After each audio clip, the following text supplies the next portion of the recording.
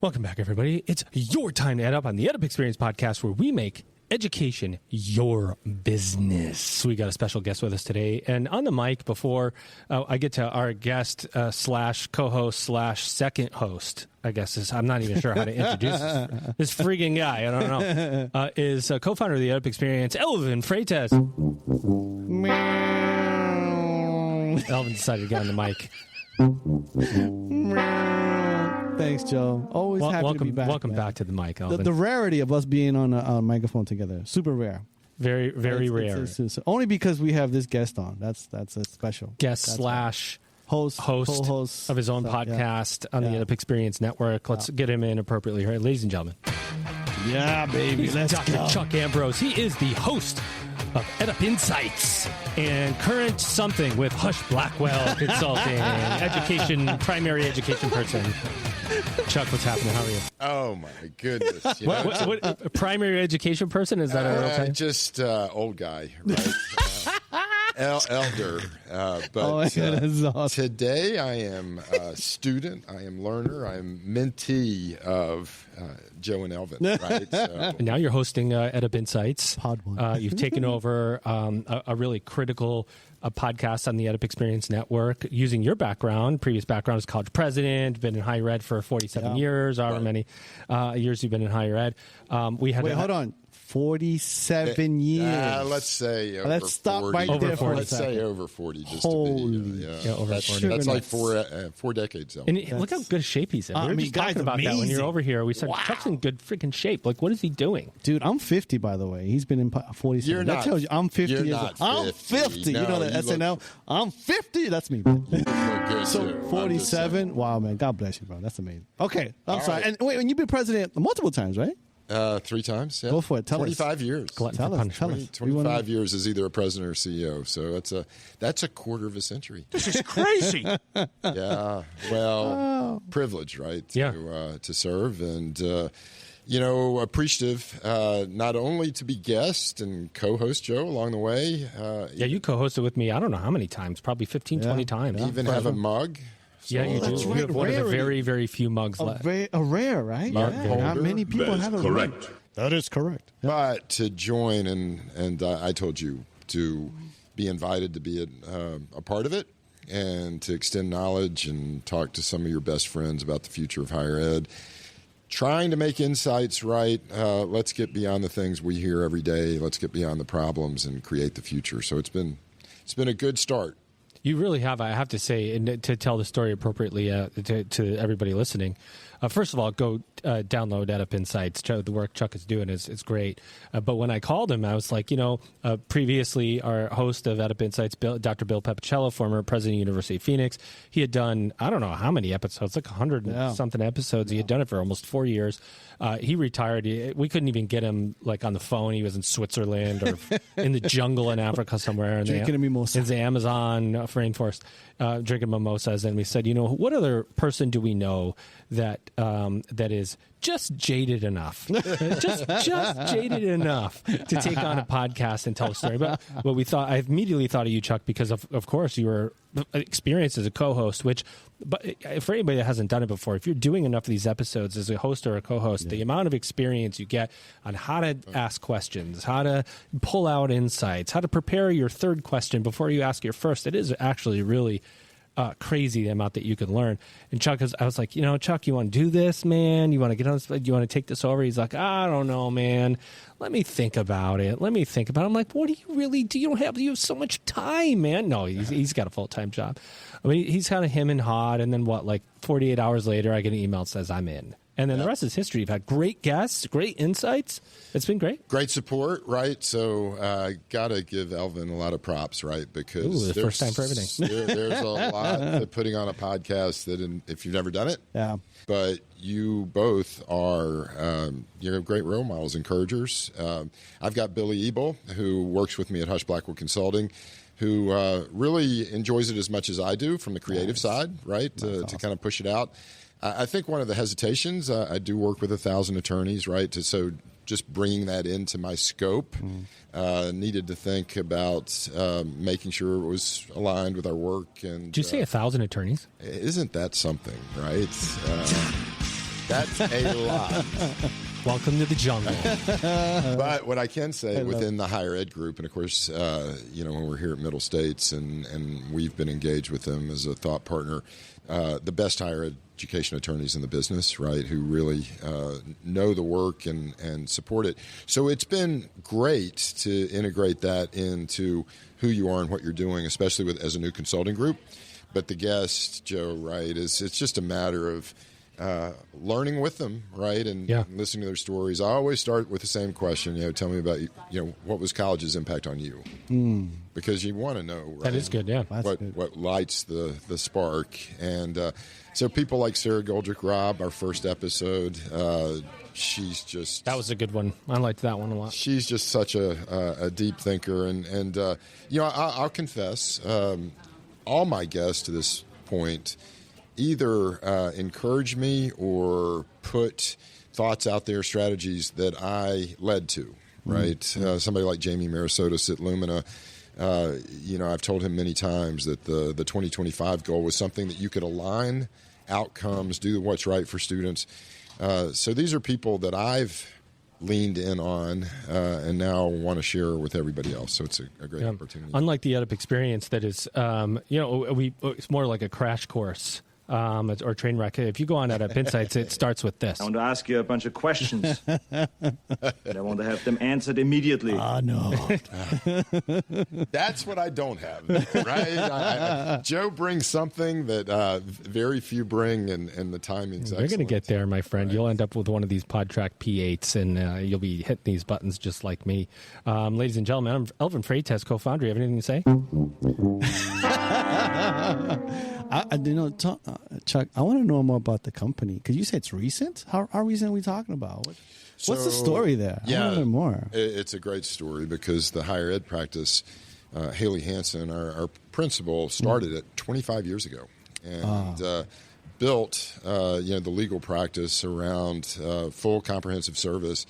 But 3 years ago, she just knew that campuses, not only to have regulatory and compliance support, needed strategy, needed practical, actionable. And so it was her idea to bring not only a diagnostic tool for institutional health, we called it Campus Compass, so you could kind of go to your family practice doc and see how you're doing, but then some supports and services that could complement. So in June, Husch Blackwell Consulting, a wholly owned subsidiary of Husch Blackwell, was formulated to bring those consulting support. So it's been a startup. It's been from scratch. Yeah. Dr. Therese Scanlon has joined as a principal consultant. Wasn't she a accreditation president? No, she was president of Oak Point Health College, right? And has a health science background, has a finance background, has a corporate consulting background. So that's great, Ad. We do a lot of work together, right? Attorneys and strategists, and we're growing. Yeah, and just helping people get from here to there, the other side of the storm, right? Why'd you get involved? Well, what lights you up about it? So, I went to Henderson with all these experiences to bring them His to one brain place was full. at one time, right? And had a toolbox of strategies and models and templates. Wrote Colleges on the Brink, which is kind of a guidebook to that. Oh, the book, yes. Co-author, what's Mike his name? Mike Nitzel, yes. Who's helping co-author EdUp Author Insights, right? He's co-hosting with you on EdUp Insights as you do a mini-series. Which it's I sort love. of an in-series So called Author Insights, where you talk to other authors. Smart. Writers, journalists, right? So the consulting group allows those tools and strategies to be spread to other institutions, right? It's a way to give back. Yeah, Chuck, I got to ask you, man, because Eldon and I were talking about this earlier. When you start doing this podcasting thing enough, and you're doing enough of it already, your brain, it's like overload the amount of information that's coming to you all the time. And I struggle with like finding an outlet. I thought podcasting was the outlet, but it's so much coming in from the podcast, I have to write. I have to write articles. I have to take my ideas. I do the EdUp wrap-up newsletter. I do all these other things because you can't hold it all in. It's just too much. Are you getting to that point yet? Because you're starting off with such a baseline of information. But eventually, I don't know if you've thought about it, but eventually it just becomes like this, oh, man, I gotta get some of this out there. Yeah, Joe and Mike Nitzel knows this because he's kind of on the other side of my brain. He's an incredible writer. He is a great writer, by the way. His discipline, right, is to get up every morning and write 3 hours. Wow. And I wish I could, but I'm very verbal. So my outlet are these conversations. That's great. And just like both of you, right, you learn more than you give. So I appreciate that part of it because, one, it gives you kind of an intimacy with your guests that's different. Yeah. You may have friendships. You may be colleagues of a prior time. But it changes the rules, right? I told you both this before we got on. I've not asked anybody who has said, hey, I'd love to do it. Yeah. So might as well have a cup of coffee, right? Yeah. And sit at a table and just say what's going on and tell us what's really, on your heart. And I'm indebted to both of you. It's been great. And just want to keep learning. Now, give me some constructive criticism, right? How can I improve? What are you seeing? When you see people get into it, right? First-timers. Yeah. What do you tell people? Well, I mean, you've already exceeded my expectations because you have taken it to the next level already. I mean, you've already created a series. That took us years. Yeah, we didn't even figure that out. So. Years. Hey, we should do a series. I said to Elvin, I'm like, he's doing like a series already in Author Insights. It took us 4 years to think about that. Which is like, wow, it's great. So you've been doing fantastic. And then you're on YouTube, which God bless you, man. We just talked about that. I mean, I got a face for podcasting. Joe, especially Joe, he's got more of a face for podcasting than I do. So can you imagine, Joe, we do YouTube? No way. You guys are on it, and I love that. You're fearless. And we're going to get on there. We're going to, talk to people and have fun and have a good time. And we want them to see our faces. I have a feeling if you guys were on YouTube, it would explode. I'm afraid the face for radio here is a little inhibitor, but it does make sure you're wearing the right clothes. It does. It's a lot of pressure, man. It's a lot of pressure. Yeah. Here's what I'd say, Chuck, and this isn't for you, but for anyone out there. By the way, we hope that we will see you at Higher Ed PodCon coming up in July of 2026, the 16th and 17th in Cleveland, Ohio, on the campus of Cuyahoga Community College. Shout out to my brother from another mother, Dr. Michael Bass, the president of Tri-C. Let's go. We think we may have somewhere between 250 and 300 people coming to Higher Ed PodCon this year. Hope to see you there. But I think it's easy to get caught up in the structured nature of what people want podcasts to be. Some people who are guests want structured questions because they have chiefs of staffs or whatever, and some hosts want to structure their questions because they feel more prepared. And I think the goodness of a podcast is the unstructured nature of it. And the more unstructured it is, the better it is for everybody and the more powerful insights you get. I got an upcoming guest who said, so how many hours do we have for this conversation? Shoot. Right? Joe Rogan style. Let's go. But you're right. Love that. Right. And it helps me. You were talking about, kind of that, what's the outlet? Yeah. Helps me to listen, right? Yeah. Because I talk a lot. I'm very verbal, but I love listening to people. So that first episode, Sarah was such a good guest. She was. And all you had to say was 2 words, and then she weaves a story. Yeah. So I am just to be invited to give me the Higher Ed PodCon?